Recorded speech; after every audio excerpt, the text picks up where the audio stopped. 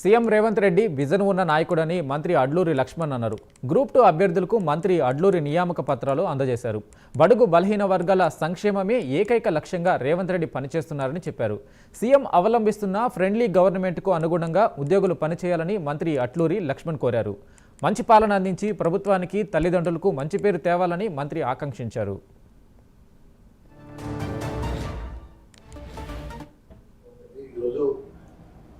ముఖ్యమంత్రి గారు కూడా ఒక కైండ్లీ ఉన్నటువంటి ముఖ్యమంత్రి, మంత్రులుగా మేమందరం కూడా కష్టపడి పనిచేస్తున్నామంటే ముఖ్యమంత్రి గారి విజన్ ఎప్పుడు కూడా మనకు గ్రామీణ ప్రాంత ప్రజలకు కానీ మధ్యతరగతి ప్రజలకు కానీ వెల్ఫేర్ పరంగా కానీ ఇంకా అనేక అంశాలు కూడా ప్రత్యేకమైన దృష్టి ఒక విజన్ ఉన్నటువంటి నాయకుడు. వారు ప్రత్యేకంగా చదువు విషయాలకు దృష్టి పెట్టడం జరిగింది. అదేవిధంగా హెల్త్ పరంగా అని ఈరోజు మనకు ప్రత్యేక రాష్ట్రం ఏర్పాటు చేసిన తర్వాత అధికారులకు ముఖ్యంగా గ్రూప్ 2